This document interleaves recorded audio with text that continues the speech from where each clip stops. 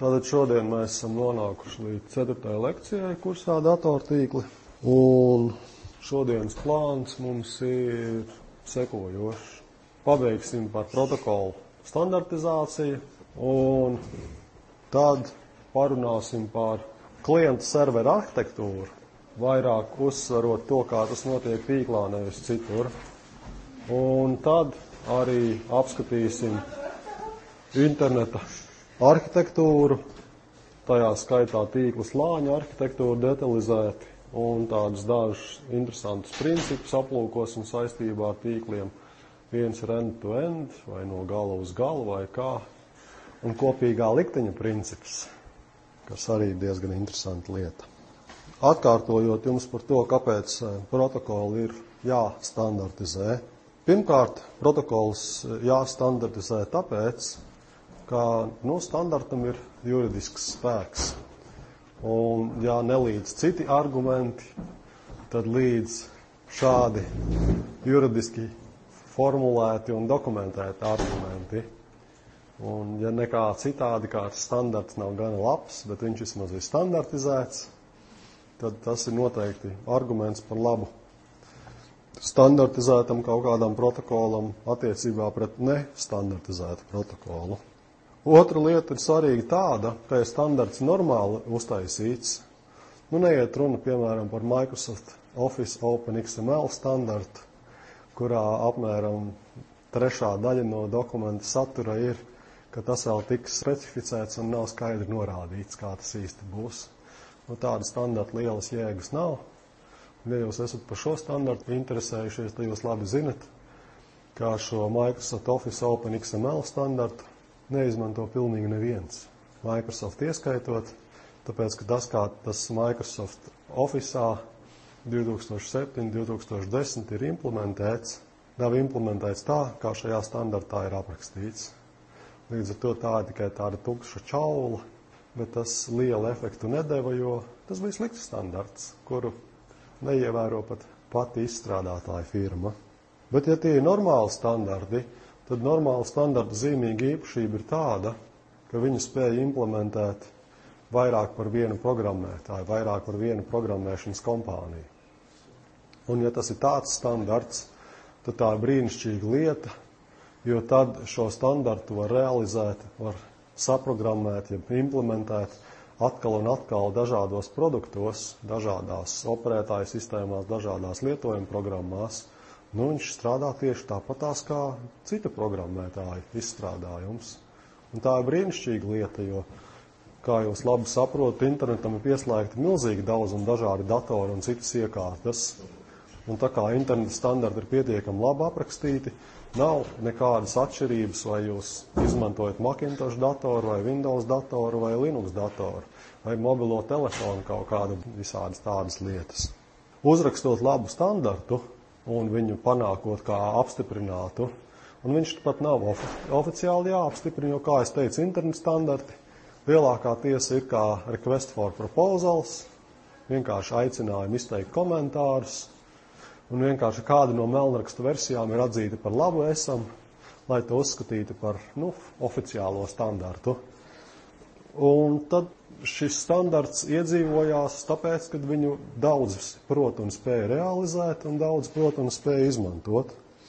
Tad interneta standarta organizācijas tā galvenā ir praktiski viena, tā IETF, Internet Engineering Task Force, jeb Internet Design darba grupa, kas tos RFC dokumentus veido.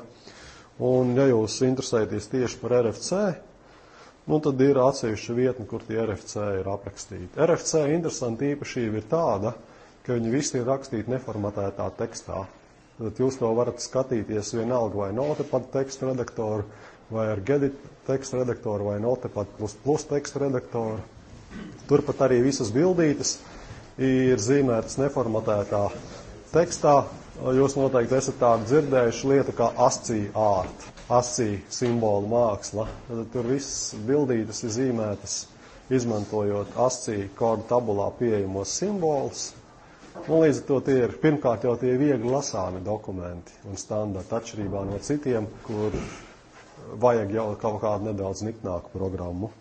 Kad jūs sevi varat uzskatīt par profesionāli, jūs sevi varat uzskatīt par profesionāli, ka jūs kaut kādā jomā beidzot nonākat līdz tam, kad jūs vismaz palasat, ja neizlasat kādu no standartiem. Jo vairums tādu normālu cilvēku, kas nonāk tajā tehnoloģiju pasaulē, viņi sāk ar konkrētiem programmu pielietojumiem, ar konkrētām savām vajadzībām, un tāda lieta kā standarti neinteresējās. Bet ja jūs, piemēram, sāksiet strādāt par datortīklu administratoru, kas atbild, piemēram, par e-pasta serveri, un jums tur būs e-pasta klienti, tur daudz, tur 1000 vai 10 000, un tur jācīnās ar spamu ķeršanu un citādām lietām, tad jūs varēsiet uzskatīt sevi par nopietnu profesionāli tad, kad jūs beidzot pastudēsiet tos dažus standartus, kur iet runa par to, kā pareizi nosūta un saņem un apstrādā e-pastu. Ja tā nopietni pie tās lietas pieķerās, tad agri vai vēl pie tā nonāk. Nu, un tad tā jau ir augstākā pilotāža. Kāpēc nonāk tādos aplinku ceļos līdz standartiem? Jo standarti vienalga, vai tos raksta tas IETF vai kāda citas darba grupas, viņas ir rakstīti ļoti teorētiskā valodā. Un kamēr cilvēkam nav pietiekamas praktiskas pieredzes un zināšanas, ko tie jēdzieni un termini un skaidrojumi nozīmē, tā ir pilnīgi sveša valoda, lai arī tā ir angļu valoda, no kuras nekā nevar saprast. Bet tajā brīdī, kad jums jau ir praktiska pieredze un jūs sākat tos vispārīgās lietas ietulkot un nomupot uz kaut kādu konkrētu realizāciju, nu tad tas standarts jums arī dod kaut kādu jēgu. Nu un tad, protams, ir tā saucamie faktiskie latīņu valodā de facto standarti, kuri principā nav standartizēti, bet kurus izmanto ļoti daudzi. Un tādi standarti ieviešās pateicoties tam, ka kāda programma ir ļoti populāra un viņa veids funkcijas, kas cilvēkiem jau sen bija vajadzīgas un noderīgas, vai arī kā savādāk. Nu, piemēram, jūs noteikti zinat par tādu BitTorrent tīklu. Tas ir pilnīgi noteikti, tas ir atvērts standarts, bet viņš noteikti nav standartizēts kā oficiāls standarts. Lūk, arī skupe, principā gan slēgtais kods, gan arī nestandartizēts formāts, bet nu, tas arī ir it kā de facto standarts, un tā kā viņš plaši pielietots aplinku ceļiem zināšanas, protams, par tādu protokolu iegūst. Tad nākamais svarīgais termins, kas ir jāiemācās, ir atšķirība starp interneta mākoni un interneta malām vai galiem. Tad, kad mēs runājam par mākoni, tad tur ir dažādas tīkla iekārtas pa vidu. Tur arī ir tīkla mezgli. Tās ir cita veida iekārtas. Bet agri vai vēlu nonāk pie tā, ka tajā tīklā ir tāda iekārta, kas ir pievienotam internetam tikai ar vienu saiti. Piemēram, ja tā ir dzelzceļa stacija, tad tādu staciju mēdz saukt par terminālu staciju vai termināli. Tad tas ir gala punkts. Un tādus interneta tīklu pieslēgumus gala punktus nesauc par termināļiem, jo datoru terminoloģijā terminālis jau ir aizņemts vārds. Ir grafiskie un teksta termināļi, kas ir pievienot lokālajiem tīkliem, nu, lai pieslēgtos kādiem resniem serveriem, vai nu tur ar grafisku terminālu, tad tur redz arī skaistas bildītes, vai tikai teksta terminālu, tad redz tikai tekstu. Un tāpēc tādas iekārtas, kas ir pieslēgtas internetam tikai vienu saitu un tālākai ziņām nekā nav, sauc pa mītnēm. Angļu vārds ir host, un senāk mēdz izmantot tādu terminu kā resursu dators. Pirmkārt, tas ir garš vārds, un otrkārt, tas nav veiksmīgs tajā ziņā, kad interneta sāk izmantot arī daudz kādas citas iekārtas, ne tikai datori. Jo saukt, piemēram, jūsu vieda telefonu par resursu datoru ir tā kā diezgan nepareizi. Kādam var būt pārāk latviskots vārds, hosts saukt par mītni, bet tas ir diezgan izdevīgs vārds tajā ziņā, ka pirmkārt viņš ir īss, jo grūti ir ieviest tādus terminus, kas ir gari. Otrkārt, viņš ir pietiekami latvisks, un treškārt, viņš ir labi paplašināms. Angļu valodā ir tāds termins kā hosting, tiek uzturēti hosti kaut kur nebūt. Un tāds hostings, ja viņu sauc pa mītni, nevis par resursu datoru, ļoti vienkārši. Jūs izmitinat kādu mītni kaut kur. Tas ir hostings. Varētu teikt arī uzturēt, bet uzturēšana arī nav labs vārds, jo uzturēšana parasti nozīmē pakalpojumu, kur kaut kas tiek pārraudzīts, un gadījumā, ja kaut kas slikts notiek, tad tiek pielabots. Tā ir uzturēšana. No datu pārraides tīkla viedokļa par klientu un serveru arhitektūru. Tad klientu un serveru arhitektūra tā ir sadalīta sistēma. Jums tas viss var atrasties uz jūsu viena datora, bet tādā gadījumā tā sadalītā sistēma atrodas uz jūsu viena datora. Bet tā tik un tā ir sadalīta sistēma, kas sastāv vismaz no 2 daļām. Ja tā lielos gabalos to dara. Pirmkārt, jums ir kaut kāds klients, un tā klienta programma ļoti bieži ir lietojuma programma, tad tā klienta programma sadarbojās ar lietotāju, ar cilvēku. Viņa, protams, darbojās vienā noteiktā mītnē, jeb tajā interneta termināla stacijā, un viņa pieprasa kaut kādus pakalpojumus, piemēram, tīmekļa servera lapu kaut kādu parādīt. Un mēs ar telneti to pamēģinājām. Principā, ja HTML sintaksi zina, tad to var ierakstīt arī pats ar roku, uzrakstīt get, slīpstrīp index.html. Patiesībā būtu vēl jānorāda pareiza versija par HTTP 1.0. Un serveris šādu atbildi saņemot, viņš jums atgriež vēl citu tur lietas, tās meta informāciju, ko pārlūkprogramma nerāda par to serveri kaut ko, un pasaka, ka saturs šādai adresei, šādai vietai ir site under construction. Un serveris atšķirās no klienta pirmkārt ar ko liedzīgās lietas, kad viņš arī darbojas mītnē, tad viņš strādā nevis uz kaut kādām tīkla iekārtām, kas ir tajā interneta mākonī, bet serveris parasti arī darbojās tādā iekārtā, kas ir kā termināla stacija. Tad pieslēgta mākonim tikai ar vienu saiti, un tālāk ceļš nekur neved. Parasti tā ir. Un viņš piedāvā kaut kādu konkrētu pakalpojumu, jeb servisu. Šajā ziņā pakalpojums nav tik labs termins kā servis, jo viņš ir garš. Un žargonā pateikt servis noteikti ir daudz vienkāršāk nekā pateikt pakalpojums. Man matemātika vāja, bet man liekas pakalpojumā ir pa kādām 2 zilbēm vairāk nekā servisā. Lūk, kā viens no servera piemēriem var būt tīmekļa serveris. Vai jūs zinat, ar ko atšķirās vārdu tīklis un tīmeklis? Tie abi divi ir termini un viņiem ir precīza nozīme. Jautājums, vai jūs šo precīzo nozīmi zinat? Tīklis tas ir tīklis. Tas ir diezgan vispārīga lieta. Varbūt datu pārraides tīklis, varbūt elektrotīklis, varbūt transporta tīklis. Tad tas ir tīklis. Bet kas ir tīmeklis? Tīmeklis ir tas, kas angļu valodā ir World Wide Web. Tātad pasaules izmēra web, tā burtiski tulko arī ir tīklis, bet web ir tāds tīklis, ko auž zirneklis. Un tādu tīklu, ko auž zirneklis, latviešu valodā sauc par tīmekli.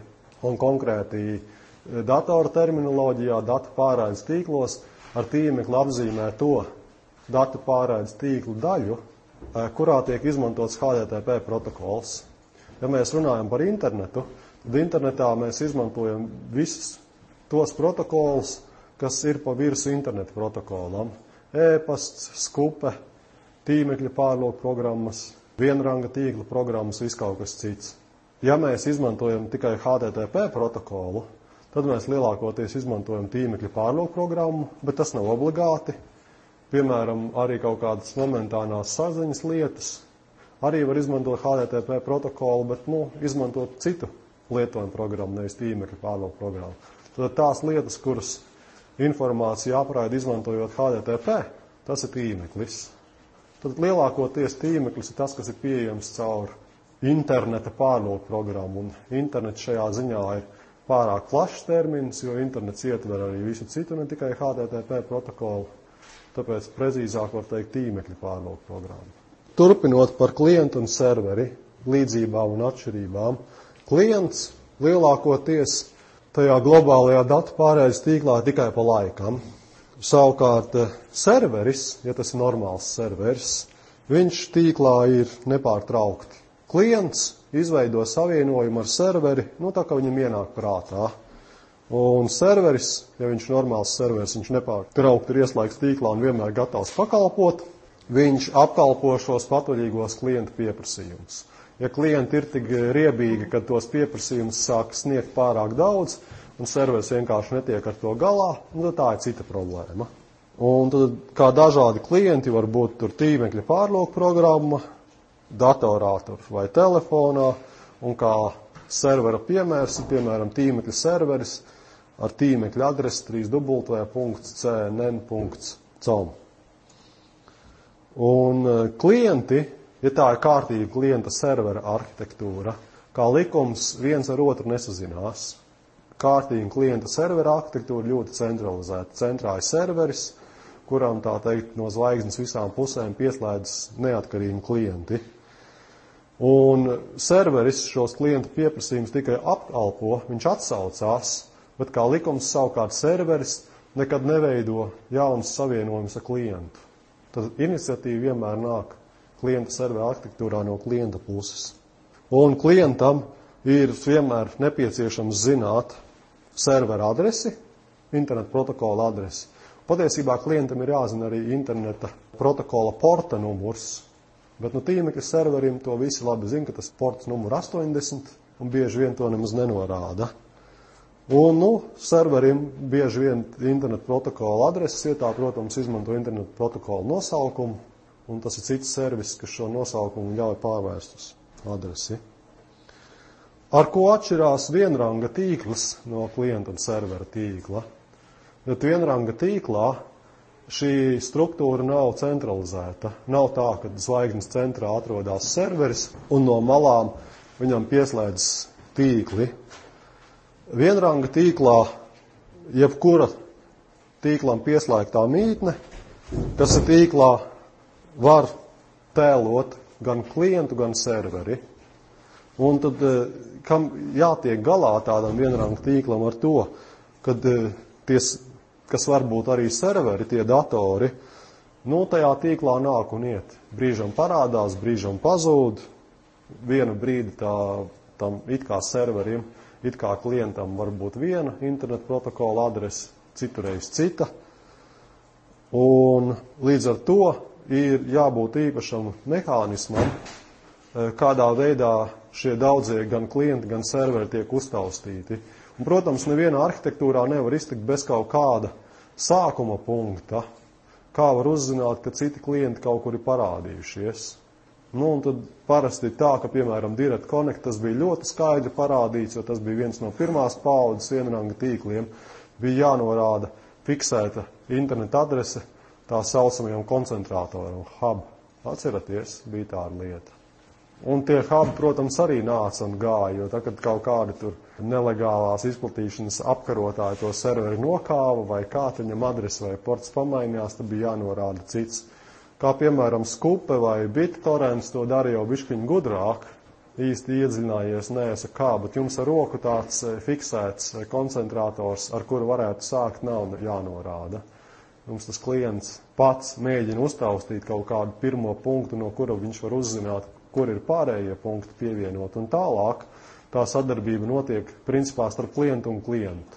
Ja jūs lejuplādējat kādu failu, tad jūsu dators kalpo kā klients kādam citam datoram, kas kalpo kā serveris, viņš pieslēdzās pie tā cita datora kā pie servera, un tad tos failus sāk lejuplādēt. Tad vienranga tīklā, jebkura tā mītne, kalpo gan kā klients, gan arī kā serveris. Tad kādas galvenās problēmas tīklu pasaulē ir jāatrisina? Pirmkārt, ir daudzas un dažādas tīkla tehnoloģijas. Par to jau runājām. Ir vismaz 2 dažādi vadi, stikla un vara un ēters, un ir daudz un dažādu lietojumu programmu. Un, protams, grūtības ir ar savietojamību. Par to arī jau principā runājām. Ja mums ir daudzas un dažādas lietojuma programmas, īsumā lietotnes, kas izmanto internetu, Skupe, SSH klients, ko mēs izmēģinājām šodien, NFS, tas ir koplietošanas failu sistēma tikai Unix pasaulē, vai HTTP kaut kāds klients. Un tie saziņas nesēji, pa kuriem mēs tos informācijas bitus varam pārraidīt, ir vismaz 3 dažādi veidi. Ir varavadi, dažādi varavadi, koaksiālie kabeļi bija senos laikos, savīti varavadiņi mūsdienās, varbūt stikla vadi, tie nekā netiek savīti, vai arī ēters, tas arī laikam nekā netiek savīts. Un, ja mēs gribētu tādā tiešā veidā šos dažādos tīklus izmantot, tad katrai no šīm atsevišķām lietojuma programmām būtu jāimplementē, jārealizē, jeb jāapkalpo katrs atsevišķais tīkla veids. Un tad, protams, te jūs varat redzēt, ir pilnais iespējamību reizinājums. Viena programma apkalpo visus iespējamos tīkla veidus, otra programma apkalpo visus iespējamos tīkla veidus un tā tālāk. Ir dažas programmas, kas tā arī mēdz darīt. Piemēram, Windows pasaulē, kur programmām ir diezgan slikti risināmas savstarpējās atkarības. Ļoti bieži tā, ka jūs uzliekat kaut kādu salīdzinoši vienkāršu programmu, bet viņa daudzas no lietām, ko principā ir realizējusi Windows sistēma, viņa realizē pati pa savām, tāpēc, ka Windowsam īsti nevar uzticēties. Un tāpēc it kā vienkāršas programmas Windows pasaulē mēdz aizņemt tik milzīgi daudz diska vietas. Bet tur ir daudz, kas liekas. Tur, diemžēl, ne nu saistībā ar tīklu, bet saistībā ar citām lietām bieži vien ir tā, ka tās programmas realizē pašas to, ko viņas varētu nerealizēt, jo viņas negribētu būt ļoti patstāvīgas un ļoti lepnas. Un tad, lai nebūtu jārealizē katrā programmā visi iespējamie tie datortīklu sadarbības veidi, tad, protams, tam ir viens triviāls risinājums, un triviāls risinājums ir ieviest kaut kādu starpslāni. Un tad reāli internetā visas lietojuma programmas, kas izmanto internetu, strādā sekojošā veidā, kā mums ir kaut kādi fiziskie datu pārraides tīkli, kur ir aprakstīts, kāds ir izmantots spraudnis, kāda ligzda, kādi vadi, kādi signāla līmeņi un tā tālāk.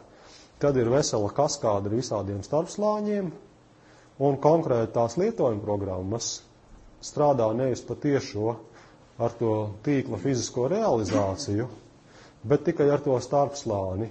Un brīnišķīgs papildinājums tam ir tāds, ka ja mēs ieviešam kaut kādu jaunu augsta līmeņa protokolu, kas kaut kādas mums super jaukas iespējas piedāvā, tad mums viss, kas jādara, mums vajag realizēt šim jaunam protokolam, piemēram, HTTP, lai viņš prot sadarboties ar šo starpslāni.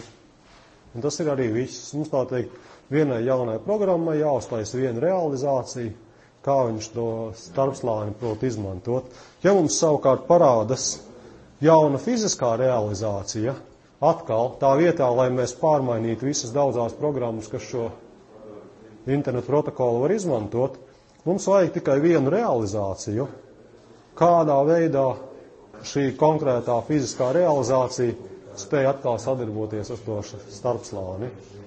Tad mēs varam diezgan bezgalīgi paplašināt gan to augšējo līmeni, dažādas lietojuma programmas ar dažādiem viņām specifiskiem īpatnējiem protokoliem ieviest, un mēs savukārt varam arī to zemāko slāni bezgalīgi paplašināt, ieviešot arvien jaunas un jaunas datu pārraides veidus. Tad tā interesantā lieta šajā slānī ir tāda, ka no visām iespējamām datu pārraides realizācijām šajā starpslānī izvelk tā teikt kopsaucēju un sameklē, kas ir kopīgs visādām datu pārraides realizācijām, un tajā starpslānī līdz ar to realizē tajā augstākajā līmenī nevis tās visas konkrētai videi raksturīgās iespējas, bet to, kas visām vidēm ir vienāds. Un tad šādu kopsaucēju meklēšanu sauc par abstrakciju. Ja jūs sāktu mācīties objektu orientētu programmēšanu, objektu orientētā programmēšana ir tāda paradigma, kad tiek izmantot objekti. Un daudz dažādi objekti var būt līdzīgām īpašībām. Mums savā laikā, kad es mācījos par maģistru, bija jāprogrammē tāda spēle, kur lauvas ķer antilopes. Un viņām ir dažādas tur iespējas. Antilopes pamazām pārvietojas un ēd zāli. Tad, kad viņas pieēdušās zāli, tad viņas prot ātri skriet. Tad, kad viņas nogurst, tad viņas skrien nebien lēnāk, un tad viņām atkal jāiet zāli, lai viņas varētu turpināt kustēties. Un lauvas savukārt arī prot skriet. Tad, kad viņas ir pāēdušas, tad viņām baigais stīmungs iekšā. Tad viņas ātri skrien, un tad viņas pamazām paliek badā, tad viņas skrien lēnāk, un viņas, protams, barojās ar antilopēm. Un tad tie objekti ir diezgan dažādi, bet viņiem ir daudz kopīgas īpašības. Piemēram, gan antilopa skrien, gan lauva skrien. Un lai arī tā konkrētā specifika, no kā ir atkarīgs skriešanas ātrums, kā kurš tur to pārtiku ir ēdis un cik kurš ir atpūties, tās realizācijas ir dažādas, Bet kopīgā īpašība, ka viņi abi divi skrien. Un tad tā kopējā abstraktā metode tiem objektiem ir realizēt šo objektu skriešanu. Tad gan antilopa skrien, gan lauva skrien. Ja mēs paskatāmies dziļāk, no kā tā skriešana atkarīga, kā tas īsti notiek, tas jau ir bišķiņ savādāk. Un tad šāda dažādu objektu kopīgo īpašību sameklēšana, ka dažādi objekti skrien, tā ir viņa tā abstraktā metode. Tā ir tā skriešanas abstrakcija. Tātad tālāk par tīkla arhitektūru. Tad kas mums jāsaprot, ka tīkla arhitektūra nav tas pats, kas tīkla realizācija. Tīkla arhitektūra ir tāds masterplāns, tāds vispārīgs nozīmīgs plāns, kā tīkls ir uzbūvēts un kā viņš darbojās, bet tur nav pateikts, ka tieši tā tas tīkls arī darbojās.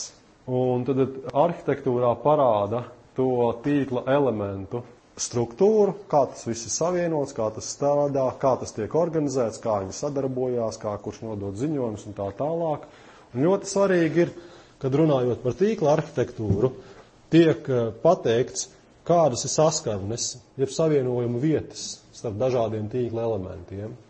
Tad saskarne ir tā vieta, saskarne tas ir termins, ja jūs runājat ne terminoloģijā, bet vienkāršākā valodā, tad tās tiešām ir saskaras vietas starp dažādām tīkla elementiem, ir daļām.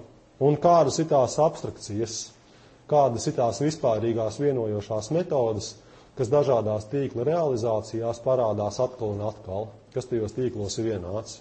Tad tiek pateikts, kur konkrētās funkcijas ir realizētas, un programmēšanas pasaulē realizāciju bieži vien sauc par implementāciju. Un ir parādīts, kādā veidā tīklu ķieģelīši ir veidoti. Tie ķieģelīši var būt lielāki un mazāki, bet princips ir tāds, kā tīkls ir veidots apmēram tā kā bloku māja. Kad ir atsevišķa tur jau gatava dušas telpa, ir atsevišķa virtuve, viņām ir dažādas saskarnes, tie savienojumi, kas jāsaslēdz, tur tipa elektrība, ūdens, vats, kanalizācija, lai tas viss kopā labi strādātu. Un iesākumam, pirms ķeramies pie tīkla, var arī nedaudz parunāt par datoru sistēmu modularitāti. Dators arī vispār ir modulāra iekārta. Ja mēs runājam par datoriem, tad pamatā iet runa par programmēšanu. Un tad, kad kaut kas tiek programmēts, tad arī izmanto šo modularitātes principu un veido atsevišķas diezgan neatkarīgas daļas, kur vienīgā atkarīgā daļa ir tas, kā šī daļa saskarās, ir sadarbojās ar citām daļām. Tad atkal tiek precīzi pateikts tikai kādi saskarne. Ja mums ir mājas būvēšanas analoģija, tad ir skaidri pateikts, kā savienojās tā virtuve, vannas istaba un dzīvojumā istaba tur ar elektrības vadiem, ar ūdens vadiem, ar kanalizācijas vadiem un visu ko citu, lai viņas varētu sastiķēt kopā un sanākt māja. Un savukārt to, kas atrodas tā moduļa iekšpusē, nevienam īpaši nesaka un nedeklarē. Ja vien tā ārpuse ir pareiza, ja tie savienojumi sapas, tad kā tas iekšpusē notiek, lai tie savienojumi strādātu, nevienu īpaši neinteresē, un tā ir iekšējā lieta. Un jaukums šajā gadījumā ir tāds, ka šo realizāciju var brīvi mainīt. Ja vien tie saduras vietas nemainās, tās saskarnes, tad mēs to varam realizēt ar tādu vienkāršu, bet lēnu algoritmu.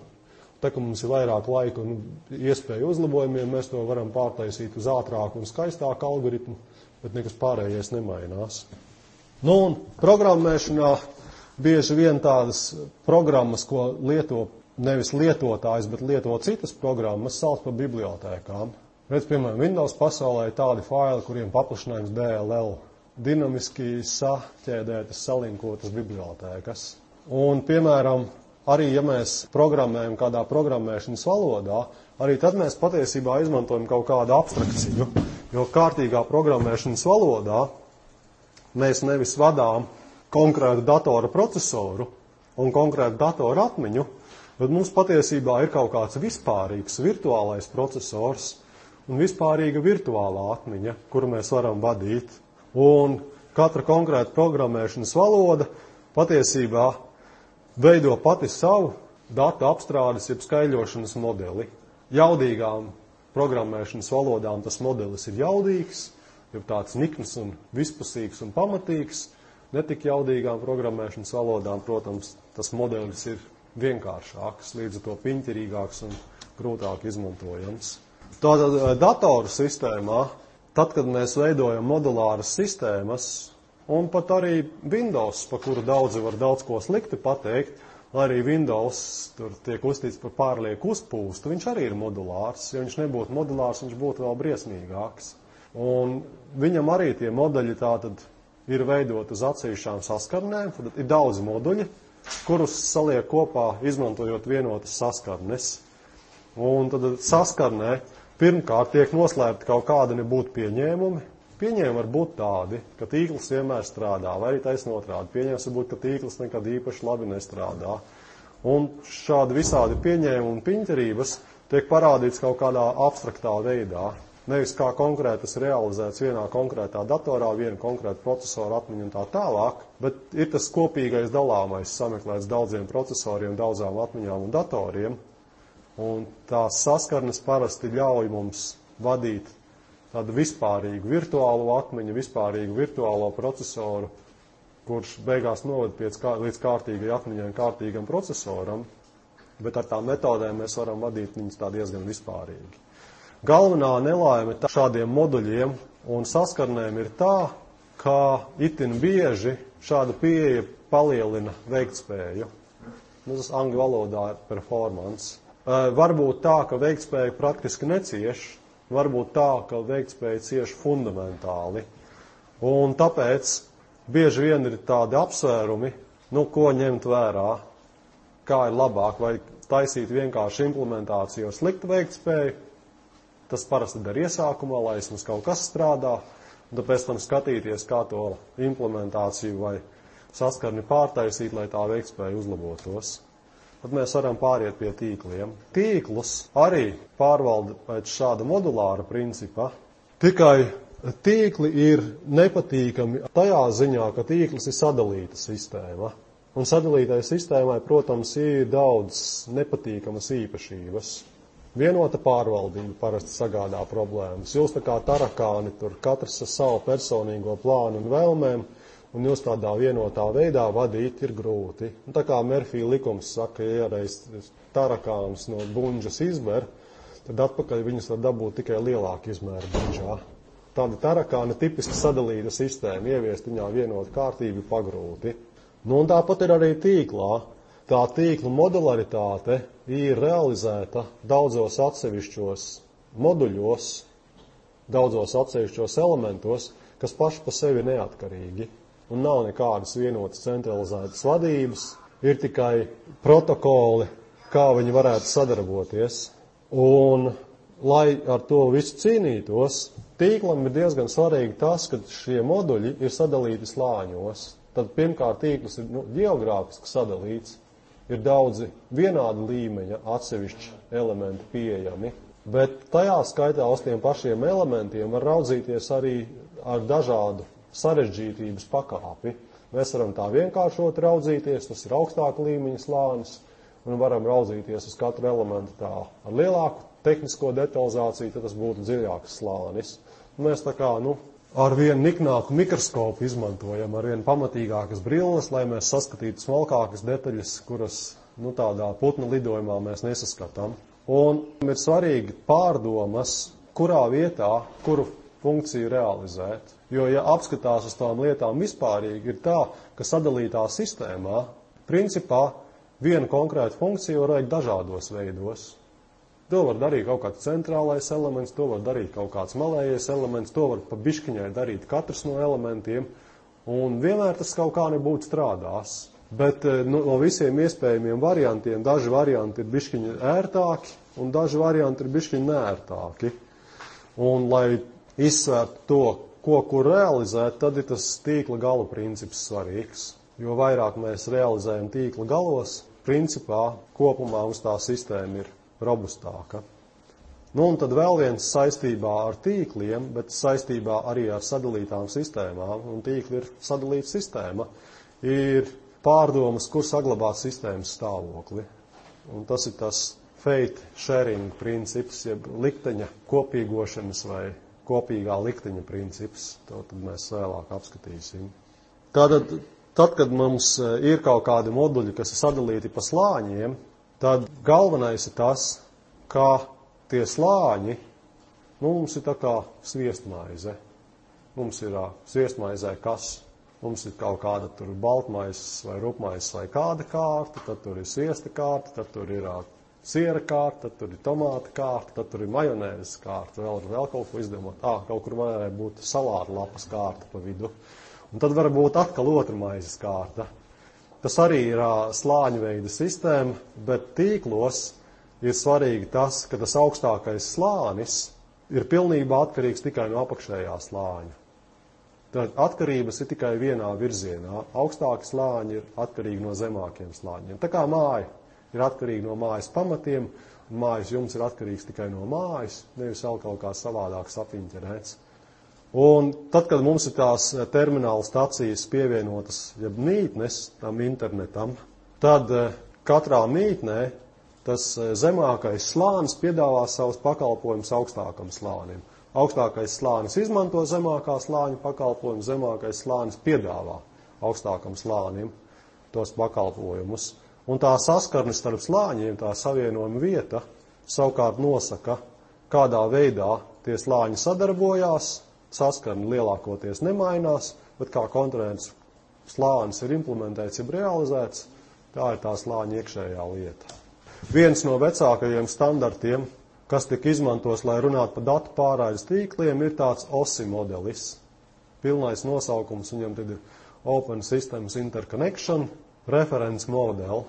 Un reference modeli, ja esat dzirdējuši, tas ir referenci domāts kā atskaita. Reference modeli vārdu kopā varētu būt tipa atskaitas sistēma.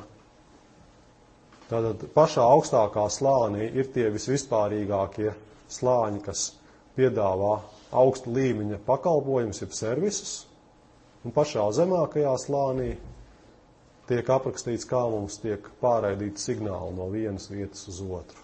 Un pēc tā osi tiek saskaitīti veseli 7 līmeņi. Tā lietojuma slānis, prezentācijas slānis, sesijas slānis, transporta slānis, tīkla slānis, datu saišu slānis un fiziskais slānis.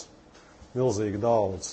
Bet tā, ka mēs skatīsimies, kā tas ir internetā, tad atklāsies, ka šis pavisam vispārīgais modelis internetā ir realizēts bišķiņ vienkāršāk. Tātad pēc tā osi atskaišu sistēmas modeļa tiek teikts, ko katrs slānis, kādu pakalpojumu jeb servisu veids. Tad pakalpojums it kā ir latvisks vārds, bet viņš ir garš, un tāpēc es viņu tik ļoti neizmantoju. Tālāk viņam ir saskarne, kas apraksta, kā šo servisu var izmantot. Un saskarne tad nosaka to, kā augstākais slānis var izmantot zemāko slāni. Tālāk uz leju, tas jau ir atkarīgs no atkal zemākā līmeņa tā slāņa.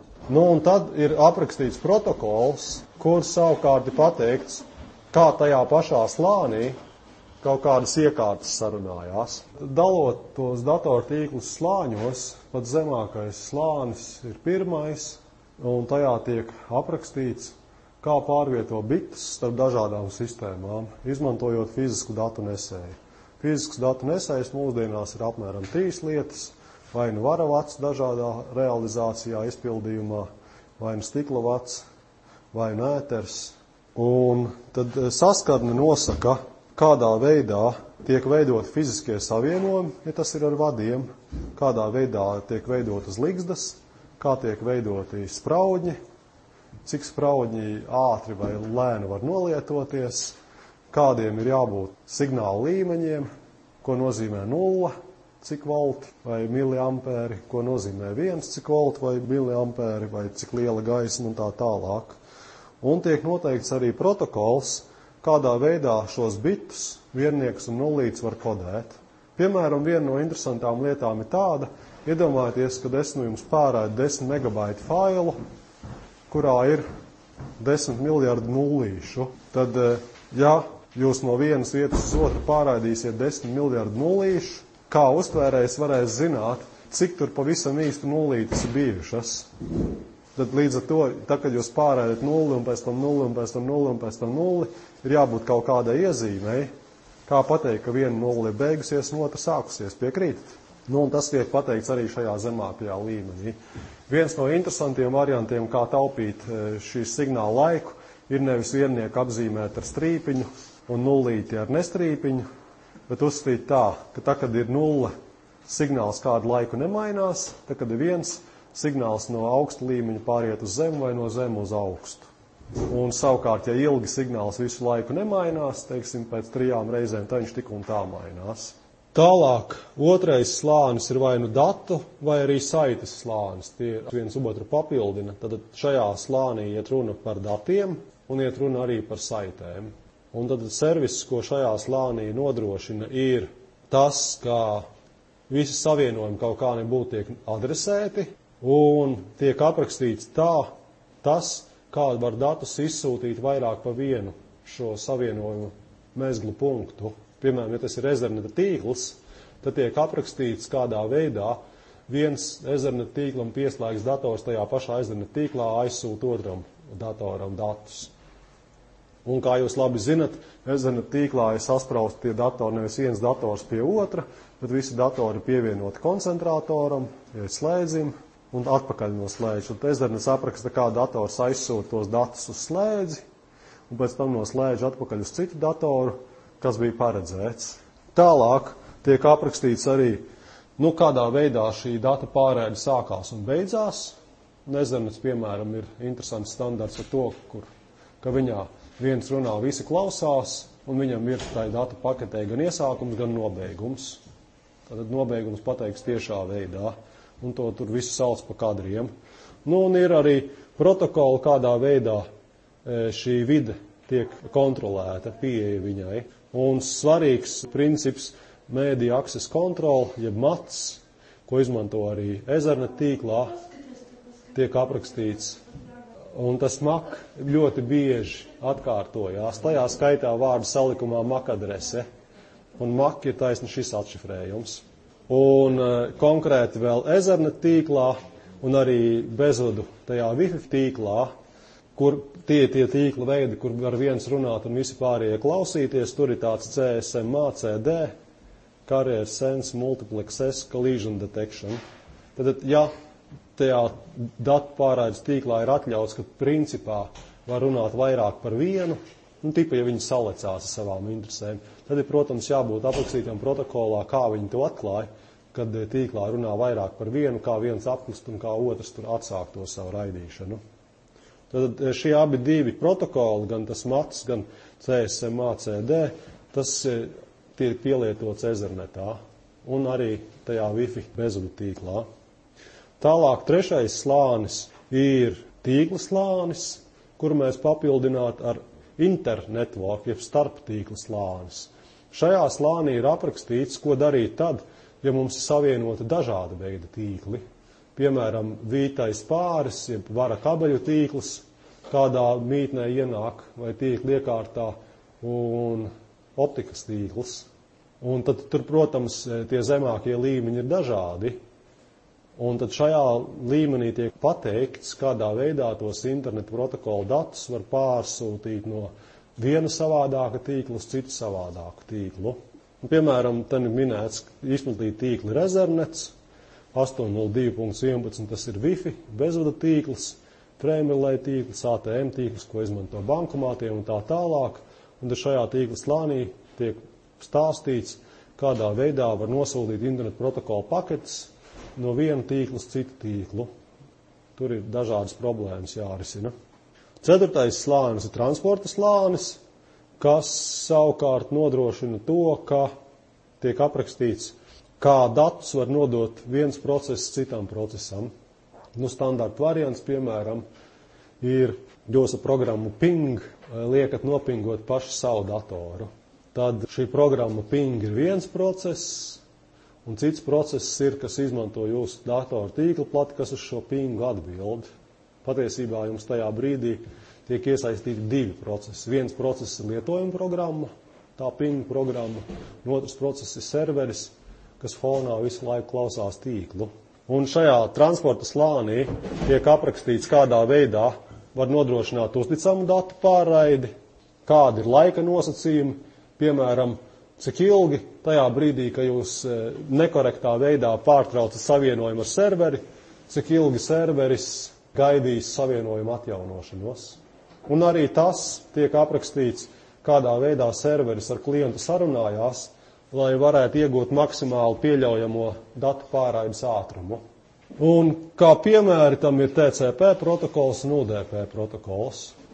Tālāk ir lietojuma slānis ar numuru 7. Pievērsiet uzmanību, ten bija 4. un tālāk ir 7. Tad tas, ka no 4. ir uzreiz 7. tā ir interneta protokola īpatnība, jo sākumā, kad mēs runājām, tie 7 slāņi ir pēc tā OSI atskaites sistēmas, tā OSI referents modeļa. Bet tas ir tāds zinātnieki izdomāts princips, kas dar jebkuros iedomājumos tīklos. Internets šajā ziņā ir vienkāršāks, un 5. un 6. slāni īpaši neapskata, jo viņam nav atsevišķas realizācijas, un tāpēc augstāk par šo transporta slāni ir uzreiz lietojuma slānis. Tad tas ir tas slānis, kur tiek aprakstīts, kā dažādas lietojuma programmas izmanto internetu. Piemēri tur ir Skupa, tur SMT protokols e-pastam, HTTP protokols tīmekļa lietojuma programmām, BitTorrent protokols vienranga tīkla programmām un tā tālāk. Un tad šis slānis ir pilnībā atkarīgs no tā, kāda veida lietotnes tiek izmantotas, tāda veida protokolus izmanto. Protams, var dažādas lietotnes izmantot vienu un to pašu protokolu. Un tad šāda slāņa veidošanai, protams, ir daudzas priekšrocības, ko mēs jau sākumā apskatījām, ka var veidot tādu vienotu realizāciju dažādām lietojuma programmām, dažādiem tīkliem. Tad trūkums ir tāds, ka dažkārt ir grūti novilkt robežu starp slāņiem, un, piemēram, zinātnieki uzskata, ka OSI sistēmā ir 7 slāņi, internetā ir pa 2 slāņiem mazāk, un patiesībā varbūt vēl pa 1 slāni mazāk, jo Ethernet protokolā, atšķirībā no optikas vai no cita, patiesībā vienā standartā ir aprakstīts gan tas fiziskais slānis, kāda ir spraudņi un ligzdas, un kādā veidā ir arī šie signāli kodēti. Tad tur tiek 1. un 2. slānis vēl piedevām apvienots. Otrkārt, dažkārt ir tā, ka ir jādublē funkcionalitāte zemākā un augstākā slānī. Tad nav principā tā, ka mēs visu ietaupam un mums nekas nekur neatkārtojās. Un dažkārt galvenais ir tas, ka ieviešot ar vien jaunu slāni, mums ir tā dati pakete jāpaudzē ar kaut kādu īpašu iesākumu un nobeigumu. Un bieži vien ir tā, ja mums pārraidāmie dati ļoti maz, tad tās slāņa ieviestajie iesākumu un nobeigumu patiesībā aizņem daudz vairāk bitus nekā mūsu faktiski vajadzīgie dati, tie vērtie dati. Vēl viena problēma ir tāda, ka konkrētās realizācijās tie slāņi tiek pārkāpti. Augstākā slāņa programmas mēdz kontrolēt zemāku slāni. Tipisks piemērs ir bezvadu tīkls. Bezvadu tīklā, kā labi zināms, jūs varat staigāt šurpu turpu, jums var signāls būt labs, var signāls būt slikts. Teorētiski ar to būtu jātiek galā tajā signāla līmeņa apstrādes brīdī, bet, ja tas tiek absolūti noslēpts zem deķa, tad augstāk līmeņa programma nesaprot, kāpēc tas signāls dati nepārvietojas ātri, vai tāpēc, ka ir signāls vājš, vai tāpēc, ka trokšņi daudz, vai kaut kas cits pa problēmu, vai tāpēc, ka ir pārāk piekliekts tas bezvadu tīkls. Un tad augstāk līmeņa programmas kaut kādi tur tīkla pārvaldnieki patiesībā kontrolē to zemāko slāni, lai saprastu, no kurienes tā problēma ceļās, kā to problēmu labot vai apiet. Un otrādi savukārt tās iekārtas, kas mēdz tīklā šmaukties, mēs runājām par šo te NAT, Network Address Translation, tīklā adrešu translāciju. Viņi var skatīties arī augstāka līmeņa protokolu datus, tad nevis tikai sava līmeņa tos iesākumu un nobeigumu datus kaut ko kontrolē, bet arī citus. Tā kā, diemžēl, tā lieta nav tik vienkārša. Principā to darīt nevajadzētu, jo gan vienā, gan otrā virzienā jūs varat nonākt ļoti sarežģītā virtuvē, ka jums pašiem savā programmā vai zemāka līmeņa programmā jārealizē visas augstāka līmeņa programmu funkcijas, vai arī otrādi augstāka līmeņa programmā jārealizē visas zemāka līmeņa funkcijas. Tas būtu tā kā tas variants, ka nav nekādu slāņu. Jūs atgriežaties pie tā sākotnējās nelaimes, ar ko mēs sākām. Tādā gadījumā katrai programmai jātiek galā ar visiem iespējamiem tīkliem. Tāpēc šādas pārkāpumus pārāk bieži nedara. Tātad internet protokolā reāli ir ne vairāk par 5 slāņiem pēc tā OSI atskaites sistēmas. un ja internets vēl tiek pārraidīts pa Ethernet tīklu, tad patiesībā ir tikai 4 slāņi, jo tad arī fiziskais un datu saites slānis ir apvienots vienā Ethernet tīklā. Bet šajā bildē svarīgi ir pamanīt to, kad mītnes, kas parasti ir datori vai arī kaut kādi viedtelefoni vai kas, ir gudrāki un strādā augstākā līmenī nekā tās iekārtas, kas atrodas tīklam pa vidu, maršrutētāji. Maršrutētāji skatās tikai uz fizisko, uz datu un uz tīkla slāni, savukārt mītnēm, kā likums, ir vēl lietojuma slānis priekš dažādām lietojuma programmām un transporta slānis.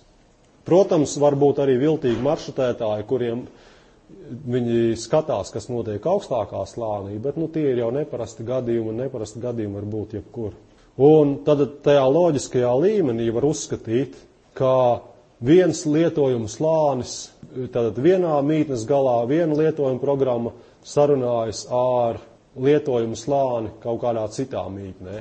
No loģikas viedokļa tā, ka HTTP klients, tīmekļa pārlūku programma, sarunājas ar HTTP serveri, kaut kādu tur apač tīmekļa serveri. Reāli tad tie dati kursē tādā veidā, ka lietojuma programma nodod īpašam bibliotekai vai dēmonam, kas fonā griežas transporta slānim šos datus. Tālāk ir kaut kāda dēmons vai biblioteka vai programma, kas nodrošina šo internetu protokolu tīklu. Tā nodod tālāk šos datus tam datu saišu slānim, un tā nodod tālāk fiziskam slānim. Tad šie dati, kā elektrība, radioviļņi vai gaisma, aiziet uz nākamo iekārtu tīklā, tur tā tiek apstrādāta, analizēta, kur viņu pārsūtīt šajā tīkla slānī, atkal no tīkla slāņa uz datu saites slāni pārvērš par kaut kādiem signāliem, kamēr caur daudzām šādām iekārtām tas nonāk līdz mūsu mērķim. Tad no fiziskā slāņi no gaismas, elektrības vai radioviļņu izmaiņas tiek izķeksēti bitiņi ārā, no tiem bitiem tiek savmigrēti konkrēti dati, tur tīkla adreses un transports nodrošināts, kamēr tas nonāk līdz lietojuma slānim. Tad tā tas izskatās vispārīgā gadījumā, kad datus pārsūta no vienas mītnes uz otru pa internetu. Un šeit ir tā pati bilde nedaudz citā griezumā. Tātad ten ir konkrēts piemērs, kā no vienas mītnes tiek HTTP ziņojumi saņemti turp un atpakaļ. Tad ten ir HTTP klients, ten ir HTTP serveris. Datus, lai garantēti pārraidīti, tiek izmantots TCP protokols. Tad reāli var uzstīt, ka sarunājās HTTP klients, HTTP serveri. Praktiski tas tiek nodots tālāk zemākam slānim, lai izveidot TCP savienojumu. Tālāk TCP pakete tiek ietverta IP paketē, tā IP pakete tiek pārsūtīta pa tīklu, pa vairākiem maršrutētājiem viņi var apstrādāt, tālāk tiek izķeksēti ārā dati no fiziska tīkla, un tad ir parādīts, ka zemākais slānis tikai 4. Ja tas ir Ethernet tīkls, tad tur fiziskais un tas datu slānis ir apvienots. Tad izķeksē ārā internet protokola paketes datus, TCP datus izķeksē ārā, izķeksē HTTP datus ārā. Ja uz to raugās kā uz datu desām, tad, piemēram, pārraidot HTTP datus, mums tie visi bitiņi sastāda šitik garu desu. Tur ir kaut kāds getindex.html tāds teksts šajā zaļajā desā. Tā kā mēs to zaļo desu pārvēršam pār TCP paketi, šiem datiem priekšā tiek pielikta TCP paketes iesākums. Tur iet runa par savienojumu, par paketes skaitu, par apstiprināto paketi, par visādām tādām lietām. Tālāk šo TCP paketes iesākumu iekapsulē tajā internet protokola paketē, viņai pieliek internet protokola paketes sākumu. Tur ir vēl kaut kādi dati. Tālāk, kad to pa Ethernet tīklu pārsūta, tur parādās vēl Ethernet tīkla kaut kādi dati. Lai redzētu, ka šajā brīdī jums sākās pārraide un visādi citas lietas. Reāli ir tā, ka, ja mēs pārsūtam internet protokola datus pa Ethernet tīklu, tad šie iesākuma dati, zaļā krāsa, dzeltena, oranžā krāsa, zilā krāsa, ir 54 nevis biti, bet 54 baiti. Tad pat, ja mēs gribam nosūtīt datu paketi, kurā ir 0 baitu, lai mēs pārsūtītu 0 baitus, mums vajag 54 papildu baitus. Nu, un tad līdz ar to, ja mums ir ļoti neliela ziņojuma šurp turpu jāpārāja, tad šāda iekapsulēšana, protams, diezgan dārgi maksā. Kaut šīs krāsas nozīmē viennieku un nullīšu virkni. Kamēr tas nonāk līdz fiziskam slānim, un tad fiziskajā slānī šīs joslas nozīmē raustīgu elektrību vai raustīgu gaismu vai raustīgus radioviļņus. Un tātad, lai mēs ar tiem radioviļņiem vai gaismu pārraidītu kaut kādus šādus vienniekus un nullītes, mums ilgi un dikti pirms tam tie radioviļņi tiek raustīti, lai uztvērējs saprastu, ka tā pakete domāta viņam un tā tālāk. Un tikai tad kaut kāda tā raustīšanās apzīmē tās vienniekus un nullītes, kas ir vajadzīgas tam tur kaut kādam konkrētam serverim. Šitāda līdzīga bilde jums jau ir redzēta, ten tā interneta smilšu pulkstens ir parādīts pieminot dažus zīmīgus standartus jau kā konkrēta implementācija. Tad internetā vienojošais faktors ir internet protokols, kas nosaka internet protokola adreses un internet protokola paketes un pakešu pārraidi. Tad uz apakšu mums var būt dažādi fiziskie tīkli, izplatītākie no tiem ir Ethernet tīkls, kur var datus pārraidīt gan pa varu, gan pa stikla vadiem. Ja tas ir stikla vadi, tad var izmantot arī tādu Sonet protokolu. Ja tas ir bezvadu tīkls, tas Wi-Fi saīsinājums, tad tas ir 802.11 protokols, un tur var būt citi retāk izmantojami. Tālāk uz augšu mums ir divi varianti, kā pārraidīt datus. Garantētā datu pārraidi, izmantojot TCP protokolu, negarantētā datu pārraidi, izmantojot UDP protokolu. Un tad augstāk ir daudz un dikti dažādi protokoli priekš lietojuma programmām. SMTP ir protokols priekš e-pasta pārsūtīšanas, Simple Message vai Mail transfer protokolu, HDTP priekš tīmekļu tur pārlūk programmu, DNS, lai mēs no tās mītnes loģiskā nosaukuma dabūtu IP adresi, NTP, kas pa protokolu zinat, Network Time protokolu, kā tīklam pievienot datoru pareizu laiku uzzina no laika serveriem. Un tātad tas, ka šim ten visai bardakam pa vidu ir tikai viens internet protokols, tas nodrošina to, ka dažādi protokoli augstākā līmenī, kur ir dažādas lietojuma programmas, spēj netiešā veidā ar vienu realizāciju strādāt pa dažādiem tīkliem. Tam ir arī dažas sekas, tad labums ir tāds, ka dažādas lietojuma programmas var strādāt ar dažādiem tīkliem, bet galvenā nelaime ir tā, ka ja mums ir vienojošs faktors tikai viens interneta protokola standarts, mums ir ļoti grūti un ļoti lielu darbu sagādā nomainīt šo te vietu, pašu vidu. Ja mums viss internets ir balstīts uz šo te vienu nemainīgo lietu, tad šo te nemainīgo vietu izmainīt, tās ir diezgan lielas pūles. Tā ir radikāla sistēmas maiņa. Un lai arī pēc būtības interneta protokola paketes 4. un 6. versija neatšķirās, tehniskas detaļas atšķirās, un pat jau tādas tehniskas detaļu atšķirības sagādā nemazumu raižu. Un tāpēc internet protokola 6. versiju jūs vēsturi pastudēsiet, viņi ir pastāv vismaz jau 10 gadus. Tikai pēc 10 gadiem viņi pamazām tikai tiek realizēta dzīvē. Un tagad par tie diviem saistītiem principiem. Tātad divi izcili zinātnieki sarakstīja grāmatu, monogrāfiju saviem pētījumu rezultātiem par to, kā izmantot labi kontrolēt datu pārraides tīklus. Un ļoti svarīgs rezultāts, pie kā viņi nonāca, ja jūs gribat panākt garantētu datu pārraidi, tad datu pārraidi bez zudumiem un bez bojājumiem, tad pilnībā pietiek, ka jūs pārraidi kontrolējat tikai tīkla galos. Tā ir ļoti svarīga lieta. Jums, tā kā jūs sūtat kaut kur vienalga vai vienranga tīklā vai kā tālāk no kaut kāda Austrālijas servera savāc kādu lapu, jums ir neskaitāmas iekārtas tur pa ceļam iesaistītas. Bet jūs varat panākt garantēt datu pārraidi, pārbaudot tikai galus. Šajā galā pārbaudot, vai visu saņēma? Ok, visu nesaņēma, sāk visu no gala.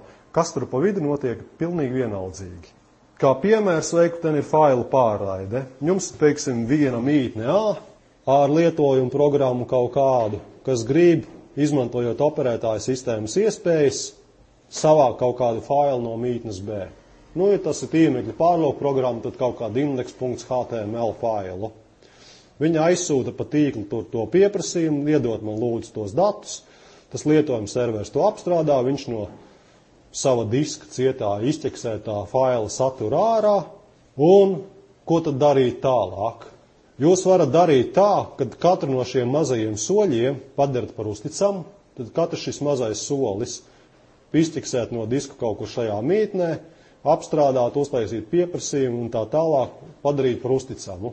Ja visi šie atsevišķie soļi ir uzticami, viņus apvieno, tad arī rezultātam jābūt uzticamam, piekrīt. Otrs risinājums ir tāds, ka šie soļi pa vidu nav uzticami, bet pārbauda tikai pašās beigās tā faila pārraidi. Un ja tas fails ir nepareizs, nesakrīt kontrols summa, nesakrīt garums, kaut kas cits, tad šos visus neuticamos soļus atkārto.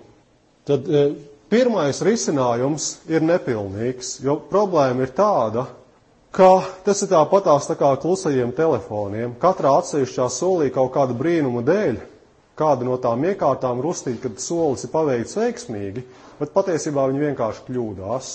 Nu, skaidrs tas, ka mehāniskas, tehniskas iekārtas kļūdās retāk nekā cilvēki, bet, retos gadījumos tas tāpatās notiek.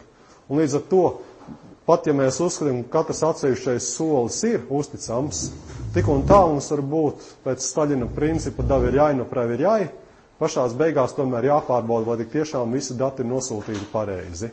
Tāpēc otrais princips ir labāks. Ja mēs to pārbaudam pašās beigās, ka failu garums sakrīt, ka failu kontrols summa sakrīt, ka failu saturs sakrīt, pārbaudam, cik detalizēti gribam, tad mums nav vairs kritiski tas, cik uzticami mums tie visi starpsoļi ir bijuši. Vienīgā nelaime ir tāda, kad otrā gadījumā mums viss process var noritēt daudz lēnāk. Jo, ja mēs iepriekš zinām, kura vieta mums ir tā šaurākā un kas strādā sliktāk, mēs varam saulaicīgi to kļūdu izlabot, un tad mēs varam padarīt šo procesu ātrāku.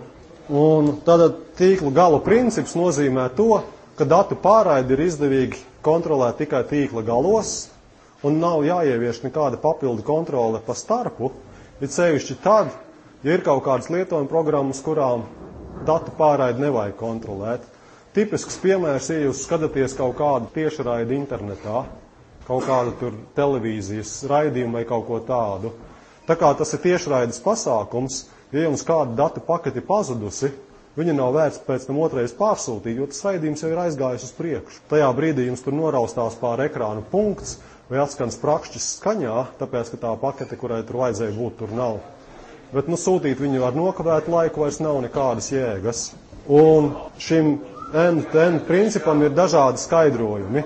Konservatīvais bija tāds, ja nevarat atvieglot mītnes darbu, tad nav ko vērts ņemties. Radikālais šis princips ir tāds, ja kaut ko var realizēt augstākā slānī, tad zemākā slānī viņu vispār nevajag realizēt, jo tas zemākais slānis ir vienkāršāk, jo tas ir labāk. Šim principam ir ļoti labas sekas, ir tas, ka tas tīkla protokoli, kas mums zemākos slāņos tiek izmantot, ir vienkārši.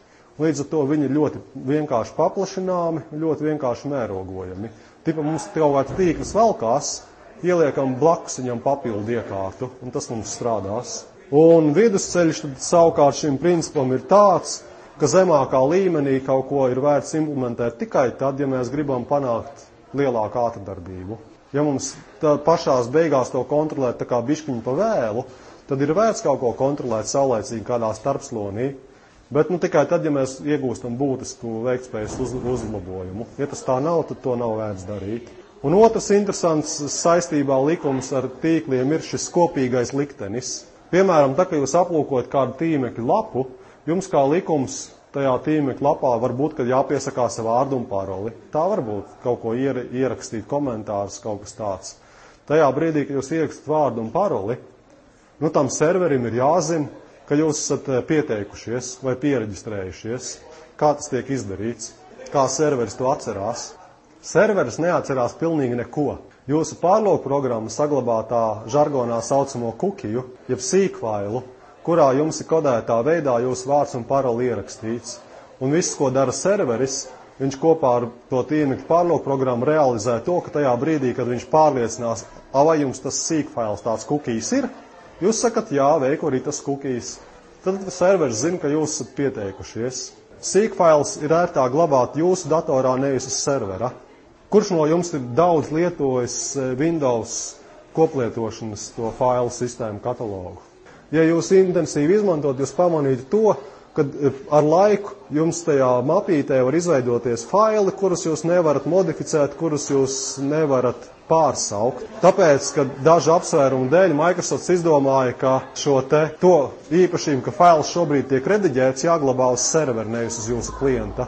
Jūsu klients uzkarās, serverī tā piezīme, ka šis fails ir aizņemts, paliek. Un klienti, protams, mēdz uzkārties.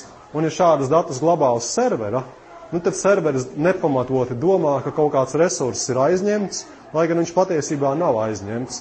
Un tad šis kopīgā likteņa princips nosaka tā, ka konkrēts stāvoklis ir jāglabā pie tā, kam tas stāvoklis ir arī vajadzīgs. Jūsu datoram, jūsu pārlogprogrammai jānorāda, ka jūs esat pieteicies vai reģistrējies, tad jūsu datorā ir arī tas jāglabā. Ja jūsu dators uzkārsies, tad pilnīgi vienaldzīgi, ka tur kaut kāds cookies sīkfails tajā brīdī ir pazudis. Jo, ja jums dators uzkāries, jums tajā brīdī ir daudz smagākas problēmas nekā kaut kāds pazudis cookies. Un tātad princips ir tāds, ka ja jūs šo konkrēto stāvokli esat reģistrējies vai neesat reģistrējies, esat pieteicies vai neesat pieteicies, glabājat pats pie sevis, tam, kam jums to vajag, nevis serverim, tad viss ir ļoti vienkārši. Kamēr jums tas dators strādā, jums viss ir viena vieta, viss, ko serveris prasa, pasaka, kas tev tajā sīkfailā ir ierakstīts. Viss kā nāks, tad tu esi reģistrējies. Tajā brīdī, kad jums dators uzkarās un jums tas cookies pazūd, vai arī cietais disks vispārībā nograb, tad jums aizgāja cietais disks kopā ar cookiju. Un pazaudēts cookies ir mazākās problēmas.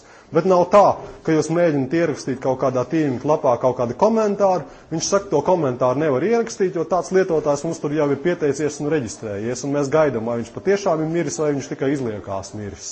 Un tad, tāpēc tas arī ir saistībā ar gala principu, ja jums jāglabā kaut kāda vai šāda papildu informācija par to, cik tālu kaut kas ir izdarīts, kas ir noticis, tas ir pareizāk glabāt pašam pie sevis. Vai nu jums viss strādās, vai nu jums nekas nestrādās, un tad kaut kādi tur tajā brīdī, kad es paliku pusceļā ar reģistrēšanos vai pusceļā ar komentāru rakstīšanu, tā jums būs tikai mazākā problēma. Toties servera pusē viss ir vienkārši.